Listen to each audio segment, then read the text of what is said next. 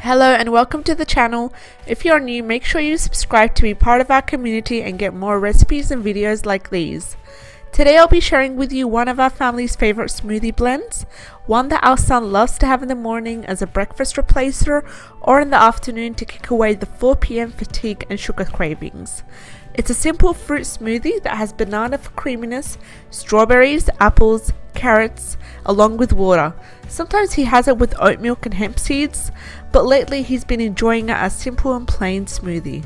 We don't sweeten enough for him as I rely on the natural sweetness of the fruit, but you can sweeten it with honey, maple syrup or dates as desired. This smoothie is very high in vitamin C, as well as many other vitamins and minerals, and has fiber to make you feel full for longer, and it supports the digestive system. My son has salycitate intolerance, as well as many other sensitivities to many other foods, and it's one of the very few blends that he's able to have without major discomfort. You can switch up the fruits based on what you have at hand on the time. I've also shared many other smoothie recipes that are nutritionally dense and tasty.